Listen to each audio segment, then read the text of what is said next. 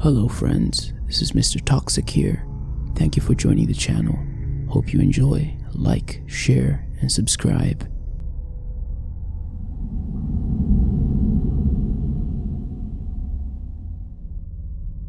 My name is Max Cooper, and I know this sounds fake, but you have to believe me. It's real. I'm not really one to believe in supernatural entities, but this day changed my perspective for sure. My daughter and I were driving from Wichita Falls, Texas to Oklahoma City on the I-44 to catch a plane to PA. It was around 12:05 in the AM.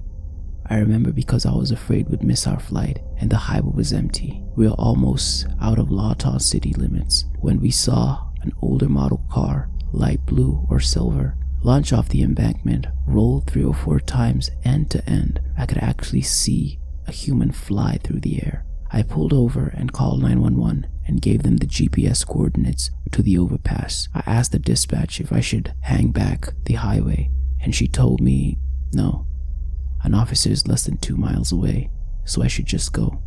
20 minutes later, I get a call from the police asking exactly where it was. I repeated the info. The officer said that he was sitting at that location and there was nothing there. Not a skid mark, broken glass, or flattened grass, nothing at all. When I got home, I googled it. This is what I found. Exactly 10 years prior, a group of teenagers were speeding down a suburban road when it lost control, flipped over the guardrails, and rolled down the embankment. All the kids died. And guess what? They were driving a 1986 Oldsmobile. The time of the accident, 4:05 a.m.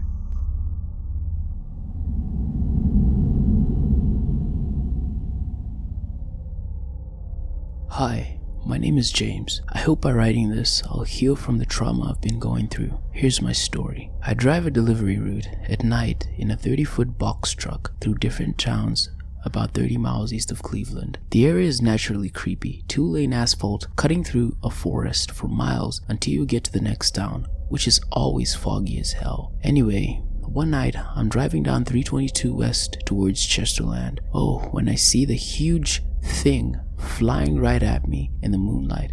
It was huge. I realized I was about to hit it at the windshield level, and I ducked down below the dash, and right as I did, I hear a loud thud at the front of the box right above the cabin. I hit the brakes and come to a stop and think for a second if I should step out, but I do anyway, because I had to see what it was. So I get out and walk around to the back of the truck, and I see it laying on its side on the road 50 yards away. I swear the thing was man-sized, but I figured maybe it was a huge hawk or maybe even an eagle that I had killed. So I started walking up to it, thinking it was dead. Nope, all of a sudden the thing rolls over, stands up, and on 2 legs it jumps and flies off. It took a hit at probably 45 miles per hour straight to an aluminum box, and it lived. When it stood up, I swear it was man-shaped. It was at least 5'8", definitely no bird. I don't know what it was, but it flew off. I got scared, and I ran back to my truck and continued for about 4 to 5 miles into Chesterland. I stopped at a gas station to get out and look in front of a box to see the damage. There, I saw a wing print, 6 feet across on the dirt, and not like feathery bird-shaped, bat-shaped. If I could describe what this thing looked like, the thing that comes to mind is the monster from Jeepers Creepers, or maybe the Mothman. I'm not making any of this thing up. It still freaks me out every time I drive down that road.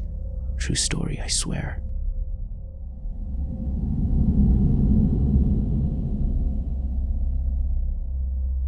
My name is Michelle. I was coming home from my night shift, driving down a back road I traveled thousands of times. On one side of the road, there's a 6-foot drop on the train tracks, and on the other side, it runs vertically, a hillside approximately 25 miles with no guardrails. In my headlights, I saw a young man dressed in a white shirt and dark pants suddenly dart out onto the road from the hillside, stop in the middle of the road to look at my Honda S2000, and then sprint to the other side, down over the embankment.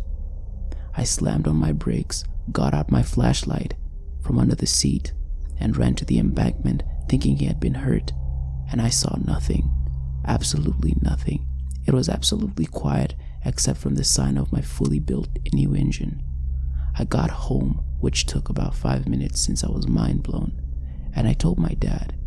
He grinned from ear to ear and he told me it was probably so and so. Who was killed on the road when my dad was in high school?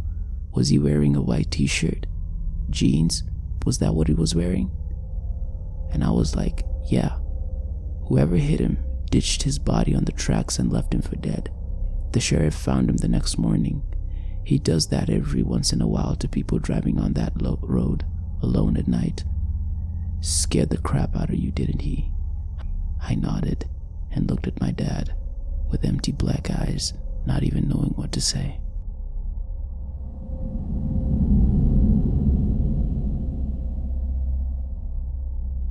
I'm not one to snitch, but when lives are involved, I can't help myself, like you'll see in this story. I was on the I-70 in Colorado going towards Utah. I pulled over at a gas station at 8 p.m. Fueling up, I noticed a couple of attractive women pumping gas. On the other side of the pump, a man in his late 40s just staring at these young women without notice of anything else going around him. I walk inside to grab some food for the next few hours of driving. When I came out, I see both the younger woman's cars and the older man's truck are gone. I decide to hang out at the gas station for the next hour to catch a little sleep before hitting the road again. After driving for a few hours, I was speeding heavy. I pull over at yet another gas station and the young women were getting gas and eating some food at the picnic table. Looked like that they had been there for a while. I didn't see any sign of the man in the truck, but I can't say. It's not really my thing anyway to search for trucks. Well, here is where it gets creepy as hell. I can't say I didn't stare at them a bit, but I mean they're good looking women. As I'm watching them leave, I see the next parking lot, some lights turn on, and it was the man from before.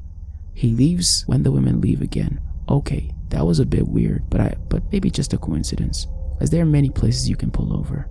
I leave a few minutes later and catch up to them. Now this guy's riding their ass with his high beams on. I decide to slow down and stay a distance behind the truck. 10 minutes or so later, the women pull over again, once again, most likely to get this guy off their ass. With the sign of relief, the truck keeps on going, and I continue on my way. About a mile down the road, the guy just pulls off the side of the highway, so I pull off a mile or so down the road again. Sure enough, the women drive by the guy, and he's still following them. At this point, we're out in the middle of nowhere, and too many coincidences have just happened. I call these cops, and 15 minutes the cops pull this guy over. I could have just seen too many horror movies that started like this and overreacted, but you never know. Be safe out there. These highways, they're crazy.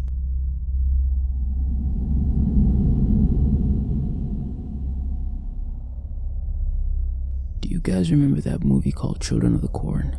Well, let's just say there are no children in this story. You see, the thing is, this thing happened to me when I was 12 years old, and ever since, cornfields scare the heck out of me. Dad was driving that night. I was looking out the window when I saw 2 red pinpricks in the cornfield, and they started to follow us. I told my dad about it, but he said in a calm, casual tone for the situation, "Those are cornfield demons.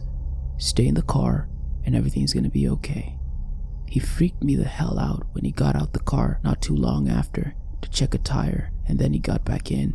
I'm still not sure if those are actual things or it was just using this situation to his advantage to teach me not to do anything stupid like that at night. Either way, it worked, and I still have no idea who those 2 pinpricks were. Maybe they were demons. Maybe they were actual children of the corn.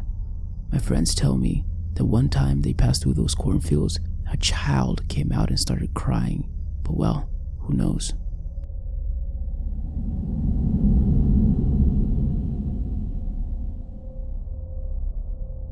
Thank you friends for staying to the end of this video, and today's Instagram shout out goes to Michelle Owens and Logan S. If you want me to say your Instagram on this channel, comment down below, go follow me on Instagram and tag me in any one of your photos, and the next video, which is coming soon, you, Instagram, will be featured on here. Thank you, take care, goodbye.